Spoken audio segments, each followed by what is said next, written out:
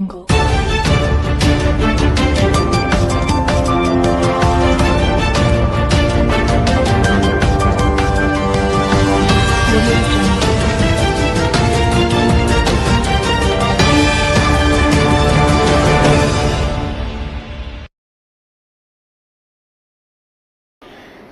ಗುರು ಚನ್ನಬಸವ ಉಚಿತ coaching centre Shri Mallikarjuna ಮಠದಿಂದ SSLC ಬಡ ವಿದ್ಯಾರ್ಥಿಗಳಿಗೆ ಹಾಗೂ ಪ್ರತಿಭಾನ್ವಿತ ವಿದ್ಯಾರ್ಥಿಗಳಿಗೆ ಗಣಿತ, ಇಂಗ್ಲಿಷ್, ವಿಜ್ಞಾನ ವಿಷಯಗಳ ಬಗ್ಗೆ ಬೇಸಿಗೆ ತರಬೇತಿಯನ್ನು ಶ್ರೀ ಮಲ್ಲಿಕಾರ್ಜುನ ಮಠದಲ್ಲಿ ಇಂದು ತರಗತಿ ಪ್ರಾರಂಭವಾಗಿದ್ದು, ಈ ವೇಳೆ ಆಯೋಜಿಸಿದ ವೇದಿಕೆ ಕಾರ್ಯಕ್ರಮವನ್ನು ನಗರಸಭೆಯ ಪೌರಾಯುಕ್ತರಾದ ವಿರೂಪಾಕ್ಷ ಮೂರ್ತಿರವರು ಮತ್ತು ಹಾಸ್ಯ ಕಲಾವಿದರಾದ ಗಂಗಾವತಿ ಪ್ರಾಣೇಶ್ರವರು ಉಪಸ್ಥಿತರಿದ್ದ ಗಣ್ಯರೊಂದಿಗೆ ಸಸಿಗೆ ನೀರು ಹಾಕುವುದರ ಮೂಲಕ ಚಾಲನೆ ನೀಡಿದರು. ನಂತರ ಅತಿಥಿಗಳು ವಿದ್ಯಾರ್ಥಿಗಳಿಗೆ ನೋಟ್ಬುಕ್ಗಳನ್ನು ವಿತರಣೆ ಮಾಡಿದರು.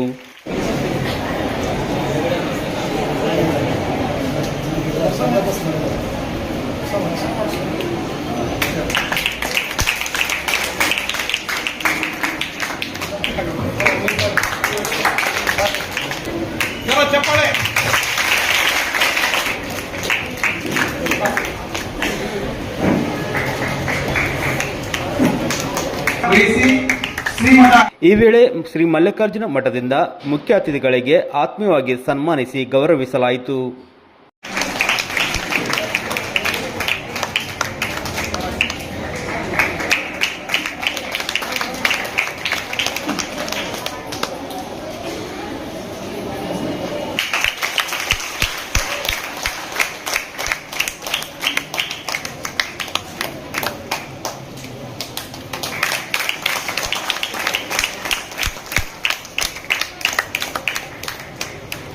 ಕುಮಾರಿ ಪ್ರಿಯಾಂಕಾ ತಂಡಕ್ಕೆ ತುಂಬುವುದ ಧನ್ಯವಾದ ಪ್ರಸ್ತಾವ. ಇದೀಗ ಸ್ವಾಗತ ಕಾರ್ಯಕ್ರಮವನ್ನು ಶ್ರೀಯುತ ಮಹೇಶ್ ಅವರು ಕಿಲೋಮೀಟರ್ ನಡೆಸ್ಕೊಂಡು ಹೋಗ್ತಾರೆ.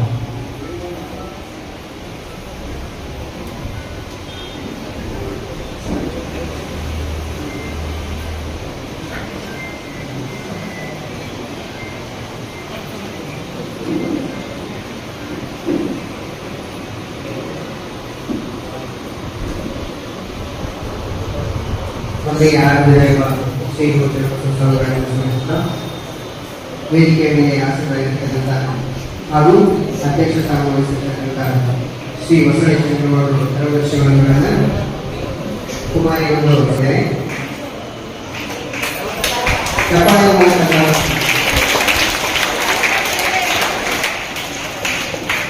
ಮೂರ್ತಿ ನಗರಸಭೆ ಆಯುಕ್ತರು ಇವರನ್ನ ಹೃತ್ಪೂರ್ವ ಕೊಡುವ ಮೂಲಕ ಹೃತ್ಪೂರ್ವಕವಾದ ಸ್ವಾಗತವನ್ನು ಕೊಡಬೇಕೆಂದು ಕೇಳಿಕೊಳ್ಳಿ.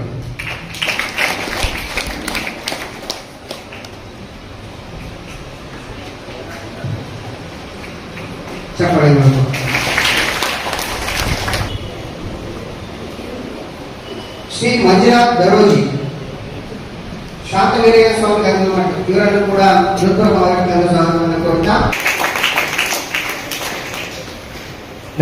ಯಶಸ್ವಿಯಾಗಿ ಸಾಗಲಿದ್ದು ಭಗವಂತನಲ್ಲಿ ಮರಳಿದ್ದಾರೆ. ಕುಮಾರಿ ಪ್ರಿಯಾಂಕಾ ಮುಷ್ಟೂರು ಅರ್ಜುನ್ ಕ್ಯಾಂಪ್ ವಿದ್ಯಾರ್ಥಿಗಳು ಯಾವ್ದಾದ್ರು ವಿದ್ಯಾರ್ಥಿ ಮುಂದೆ ಕುಂದಿರ್ತಾರೆ. ಈ ಒಂದು ಕ್ಷಣದಲ್ಲಿ ನಮ್ಮ ಆತ್ಮೀಯರಾದ ಕ್ಷಣ ಹೋಗ್ಲಿಕ್ಕೆ ನಡೆಸ್ಕೊಳ್ಬೇಕಾಗ್ತದೆ. ಯಾಕಂತಂದ್ರೆ ಹೊಸ ಒಂದು ಕಾರ್ಯಕ್ರಮವನ್ನು ನಾವು ಶಿಬಿರದಲ್ಲಿ ಹಮ್ಮಿಕೊಳ್ಬೇಕು ಅನ್ನುವಂತಹ ಶೈಕ್ಷಣಿಕ ಹಮ್ಮಿಕೊಳ್ಳುವಂತಹ ಒಂದು ಚಿಂತನೆ ಮಾಡಿದಾಗ ನಮ್ಗೆ ಹೊಡೆದೇ ಈ ಒಂದು ಬೇಸಿಗೆ ತರಬೇತಿ ಶಿಬಿರ. ನಮ್ಮದೇ ಆದಂತಹ ಒಂದು ಟೀಮನ್ನು ಕಟ್ಕೊಂಡು ಅವತ್ತಿನಿಂದ ಸುಮಾರು 17 ವರ್ಷಗಳ ಹಿಂದೆ ನಾವು ಇದನ್ನ ತರಬೇತಿ ಪ್ರಾರಂಭ ಮಾಡಿದ್ವಿ. ಕೇವಲ 50 ಮಕ್ಕಳಿಂದ ಪ್ರಾರಂಭವಾದಂತಹ ಈ ತರಬೇತಿ ಕಾರ್ಯಕ್ರಮ ಇವತ್ತು ನಾವು ಅಡ್ಮಿಷನ್ ಕ್ಲೋಸ್ ಆಗಿದೆ, ಇನ್ನು ನಾವು ಅಡ್ಮಿಷನ್ ತೆಗೆದುಕೊಳ್ಳೋದಿಲ್ಲ ಅನ್ನೋಷ್ಟು ಮಟ್ಟಿಗೆ ಇವತ್ತು ನಮ್ಮ ಈ ಒಂದು ಕೋಚಿಂಗ್ ನಡೆದು ಬಂದಿದೆ. ಅಂದ್ರೆ ಅದು ನಿಮ್ಮೆಲ್ಲರ ಸಹಕಾರ ಅಂತೇಳಿ ನಾನು ಇಷ್ಟಪಡ್ತೇನೆ. ಯಾಕೆ ಕಲ್ಯಾಣ ಕರ್ನಾಟಕ ಭಾಗದ ವಿದ್ಯಾರ್ಥಿಗಳಿಗೆ ಅನುಚ್ಛೇದ ಸಂವಿಧಾನ ಅನುಚ್ಛೇದ 375 ಇದೆ.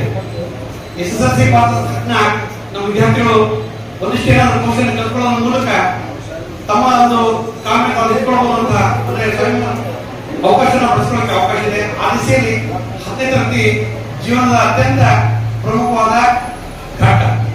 ಆ ಘಟ್ಟವನ್ನ ಅತ್ಯಂತ ಸುಲಭವಾಗಿ ಯಶಸ್ವಿಯಾಗಿ ಪಾಸ್ ಮಾಡಬೇಕು ಅನ್ನೋ ದಿಸೆಯಲ್ಲಿ ಈ ಒಂದು ತರಬೇತಿ ಕಾರ್ಯಕ್ರಮವನ್ನ ನಮ್ಮ ಎಲ್ಲ ಬಳಗದ ಜೊತೆಗೆ ಇದನ್ನು ಪ್ರಾರಂಭ ಮಾಡಿದ್ದೇವೆ. ನಿಜವಾಗ್ಲೂ ನಿಮ್ಗೆ ಆಶ್ಚರ್ಯ ಆಗ್ತದೆ.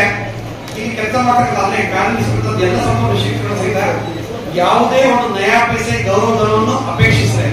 ಇದು ತಾತನ ಸೇವೆ ಅಂತ ಹೇಳಿ ಅವರೆಲ್ಲರೂ ಈ ಕಾರ್ಯಕ್ರಮ ಮಾಡ್ತಾರೆ. ನಿಜವಾಗ್ಲೂ ಎಲ್ಲ ಕ್ರೆಡಿಟ್ ಸೇರ್ಬೇಕಾಗಿದ್ದು ಆ ಎಲ್ಲ ಸಂಪೂರ್ಣ ವ್ಯಕ್ತಿಗೆ ಜೋರ ಚಪ್ಪಳ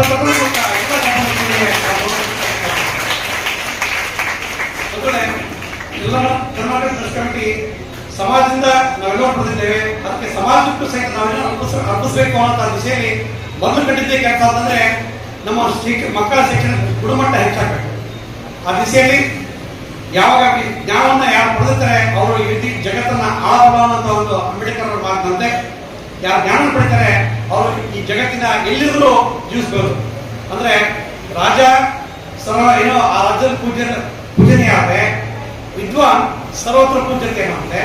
ಇವತ್ತು ನೀವು ಜ್ಞಾನ ಕೂಡ SSLC ಜ್ಞಾನ ಪಡೆದ ತಕ್ಷಣ ನೀವು ಅತ್ಯಂತ ಸುಲಭವಾಗಿ ಎಲ್ಲಾದ್ರೂ ನೀವು 10ನೇ ತರಗತಿ ನಂತರ ಏನ್ ಬೇಕಾದ್ರೂ ನೀವು ಸಾಧನೆ ಮಾಡಬಹುದು ಅನ್ನೋ ದಿಸೆಯಲ್ಲಿ ನಮ್ಮ ಶ್ರೀಮಠ ಇವತ್ತು ಈ ಕಾರ್ಯವನ್ನ ಕೈಗೊಂಡಿದೆ.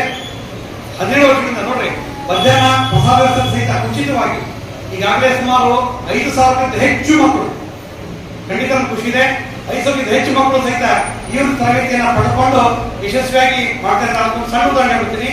ಮೊನ್ನೆ ನನಗೆ ಒಬ್ಬ ವಿದ್ಯಾರ್ಥಿ ಫೋನ್ ಮಾಡಿದ, ಸರ್ ನಾನು 2017 ಬ್ಯಾಚ್ ವಿದ್ಯಾರ್ಥಿ ಸರ್, ನಾನು ಇಂಜಿನಿಯರಿಂಗ್ ಮುಗಿಸಿದ್ದೀನಿ, ನನಗೆ ಎಲೆಕ್ಟ್ರಿಕಲ್ ಇಂಜಿನಿಯರ್ ಆಗಿದ್ದೀನಿ, ನಾನು ಬೆಂಗಳೂರಲ್ಲಿ ಕೆಲಸ ಮಾಡ್ತೇನೆ, ಸಾಫ್ಟ್ವೇರ್ ಇಂಜಿನಿಯರ್ ಆಗಿದ್ದೇನೆ, ನಾನು ಸಹಿತ ಬಂದು ಪಾಠ ಮಾಡ್ತೀನಿ ಸರ್, ದಯವಿಟ್ಟು ಅವಕಾಶ ಬಿಟ್ಕೊಡೋದು. ಸೊ ಅಂದ್ರೆ ನಮ್ಮ ಒಂದು ಪ್ರಾಜೆಕ್ಟ್ಗಳು ಹೊರಬರ್ತಾ ಇದಾವೆ, ಅದರ ಫಲಶ್ರುತಿ ಆಗ್ತಾ ಇರುವಂತಹ ದಿಸೆಯಲ್ಲಿ ಈ ಒಂದು ಕೆಲಸ ನೋಡ್ಬೇಕಾಗ್ತದೆ. ಆ ದಿಸೆಯಲ್ಲಿ ನಮ್ಮ ಎಲ್ಲ ಬಳಗಕ್ಕೂ ಸಹಿತ ಮತ್ತೊಮ್ಮೆ ಧನ್ಯವಾದ. ವಿಶೇಷವಾಗಿ ನಮ್ಮ ಕಮಿಟಿ ಎಲ್ಲ ಸದಸ್ಯರು ಸಹಿತ ನಮ್ಮ ಜೊತೆ ಕೈ ಜೋಡಿಸಿ ಒಂದು ಒಬ್ಬ ವಿದ್ಯಾರ್ಥಿಗೆ ಸುಮಾರು 1,000 ಗಂಟೆ ಕನಿಷ್ಠ 1,000 ಗಂಟೆ ಖರ್ಚು ಬರ್ತದೆ. ಲಕ್ಷ ಗಂಟೆ ಖರ್ಚು ಸಹಿತ ತಲೆಕಟ್ಟಿಸ್ಕೊಂಡು ಸಿದ್ಲಿಂಗೇಶ ನಮ್ಮ ಶ್ರೀಮಠ ಇಂತ ಒಂದು ಒಳ್ಳೆ ಕಾರ್ಯ ಮಾಡ್ತದ ಅಂತಂದ್ರೆ ಅದು ನಿಮ್ಗೆಲ್ರಿಗೂ ಏನೋ ತಾತನ ಕೃಪಾ ಶೈಲಿಗೆ ಹಾರಿಸಿದ್ರು.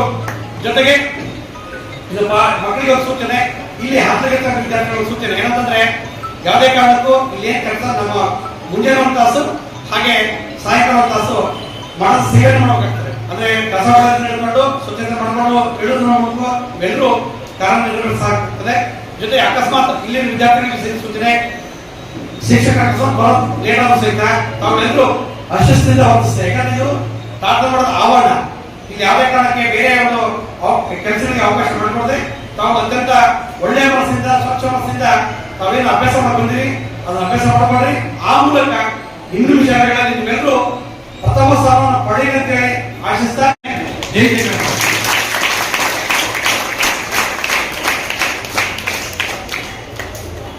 ಇದೀಗ ಇವತ್ತಿನ ದಿನಾಂಕದಂದು ನಮ್ಮ ಚನ್ನಮಲ್ಲಿಕಾರ್ಜುನ ಸ್ವಾಮಿ ಟ್ರಸ್ಟ್ ವತಿಯಿಂದ ಗಂಗಾವತಿ ತಾಲೂಕಿನ ಹಾಗೂ ಸುತ್ತಮುತ್ತಲಿನ ಎಲ್ಲ ತಾಲೂಕಿನ ನಮ್ಮ ವಿದ್ಯಾರ್ಥಿನಿಯರಿಗೆ ಈ ಒಂದು ಬೇಸಿಗೆ ಸಮ್ಮರ್ ಕೋಚಿಂಗ್ಗೆ ಸಂಬಂಧಪಟ್ಟ ಹಾಗೆ ಒಂದು 2 ತಿಂಗಳ ಕಾಲ ಈ ಕೋಚಿಂಗ್ ನಡೆಯುತ್ತೆ. ಇದು ಒಂದು ನಮ್ಮ ಒಂದು ಅದೃಷ್ಟ. ಯಾಕಂದ್ರೆ ನಾವೆಲ್ಲ ಎಷ್ಟು ಕಷ್ಟಪಟ್ಟು ಓದಿದೀವಿ ಅನ್ನೋದ್ರ ಬಗ್ಗೆ ನಮಗೆ ಗೊತ್ತಿದೆ. ಈ ಸ್ಟೇಜಿಗೆ ಬರಬೇಕಾದ್ರೆ ನಾವು ಬಹಳಷ್ಟು ಕಷ್ಟಪಟ್ಟು ನಾವು ಇಲ್ಲಿಗೆ ಬಂದಿದ್ದೀವಿ. ಸರ್ಕಾರಿ ಶಾಲೆಯಲ್ಲಿ ನನ್ನ ಒಂದು ವಿದ್ಯಾಭ್ಯಾಸ ಪ್ರಾರಂಭ ಮಾಡಿ ಇವತ್ತಿನವರೆಗೆ ನಾನು ಇಲ್ಲಿ ಬಂದಿದ್ದೀನಿ. ಈಗ ತಮಗೆಲ್ಲರಿಗೂ ಒಂದು ಒಳ್ಳೆಯ ಸುವರ್ಣಾವಕಾಶ ಪ್ರತಿ ವರ್ಷ ಸಿಗ್ತಾ ಇದೆ ಸ್ವಾಮಿ ಮಲ್ಲಿಕಾರ್ಜುನ ಸ್ವಾಮಿ ಒಂದು ಕೃಪಾ ಕಟಾಕ್ಷೆಯಿಂದ. ಇದು 18ನೇ ವರ್ಷ ಈ ಫ್ರೀ ಕೋಚಿಂಗ್ ಕೊಡ್ತಾ ಇದ್ದಾರೆ ಎಲ್ಲ ನಮ್ಮ ವಿದ್ಯಾರ್ಥಿನಿಯರಿಗೆ. ವಿದ್ಯಾರ್ಥಿಗಳೇ, ಒಂದು ಮಾತು ತಾವು ಜ್ಞಾಪಕ ಇಟ್ಕೋಬೇಕು. ತಮ್ಮ ಒಂದು ಜೀವನದಲ್ಲಿ ನಮಗೆ ಒಂದು ಜೀವನ ಅಂದ್ರೆ ವಿದ್ಯೆ ಅಂದ್ರೆ ಜೀವನ ಒಂದು ಸಂಕಲ್ಪ ಮಾಡ್ಕೋಬೇಕು. ಈ ವಿದ್ಯೆಯನ್ನು ನಾವು ಕಲ್ತರೆ ಈಗ ಎಂತ ಕೋಟೀಶ್ವರ ಸಹ ನೀವು ಒಂದು IAS ಆಫೀಸರ್ ಆದ್ರೆ ಕೂಡ ನೀವು ಬಂದು ನಿಂದಿರ್ತಾರೆ ಕೈ ಕಟ್ಕೊಂಡು. ಅದು ವಿದ್ಯೆಗೆ ಒಂದು ಗೌರವ.